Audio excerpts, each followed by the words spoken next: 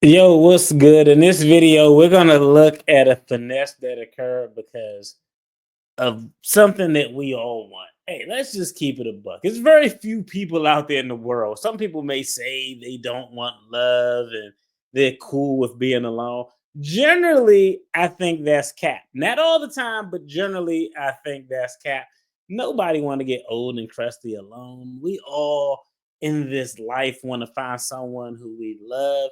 More importantly, we want to find someone who loves and want us as much as we love and want them. If you love somebody and they don't, you like, oh man, I want you, and they don't want you back, you're gonna be like, man, F you after a while. So we all want to be loved. We all want the reciprocity. I love and want you as much as you love and want me.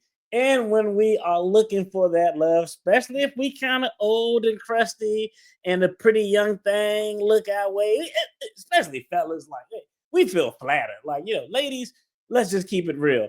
Ladies, you all have been rejecting suitors probably since you were like 12, 13 years old or something like that.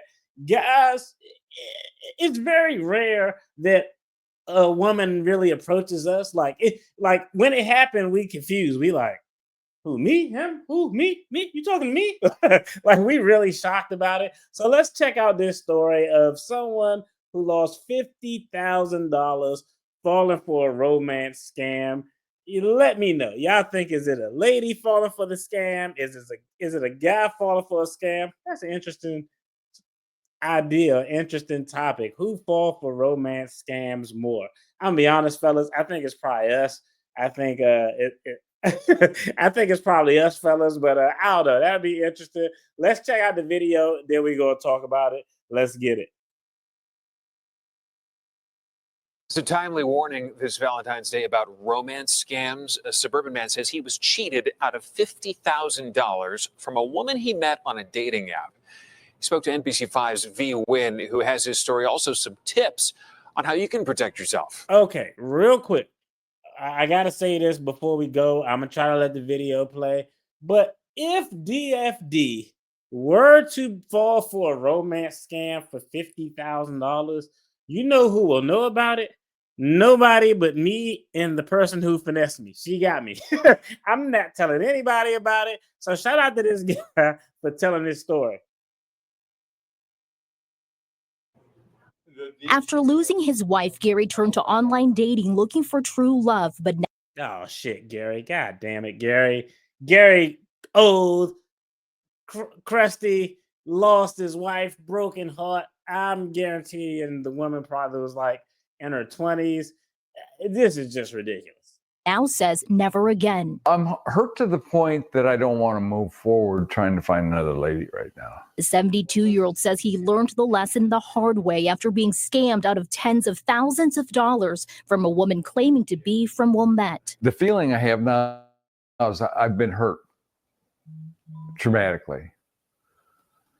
And I wake up and I go, God, Gary, you gave $50,000. Okay. God damn, the victim Gary. says the two matched on the dating app Tinder and started chatting last summer, messaging back and forth about their interests. The woman went by Nasha, gaining Gary's trust over time. She picked up on one of my, I call it my adventures. And there's a lot of adventures I've done in my life.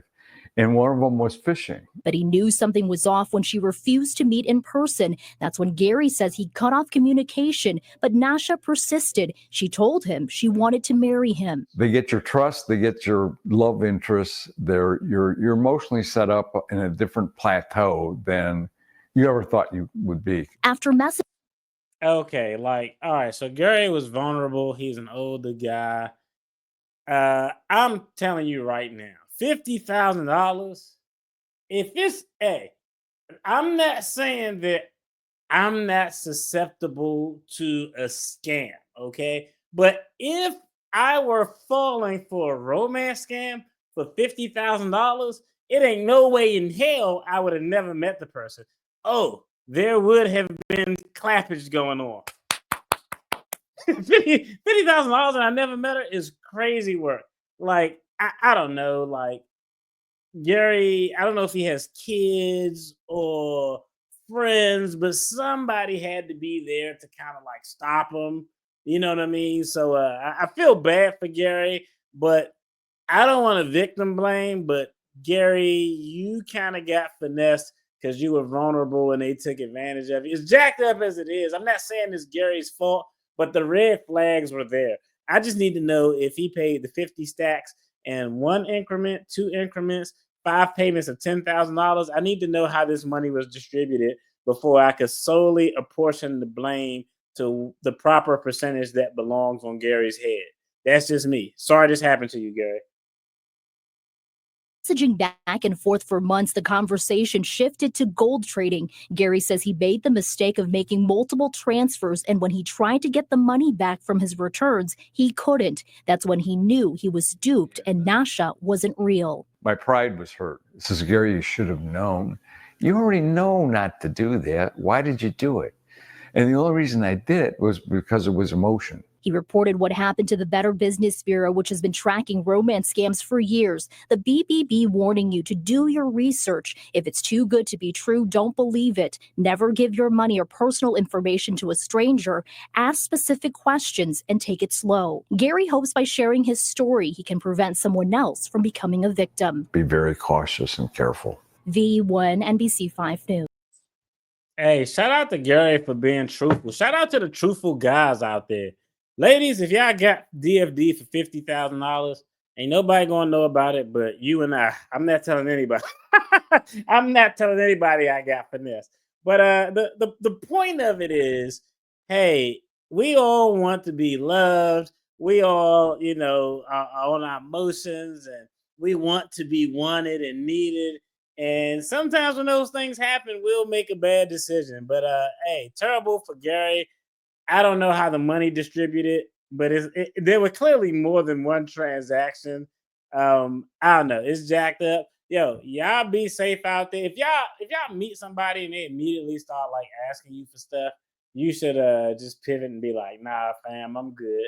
That's kind of wild. 50 racks and none of this, none of this, none of this for $50,000 is crazy. I feel bad for Gary. Y'all let me know what y'all think in the comments. And if you enjoyed this video, check out the content on the screen. There's going to be more attorney reaction videos. And from a legal standpoint, they are never going to find this person. This person was probably all the way across the globe. Gary's fucked.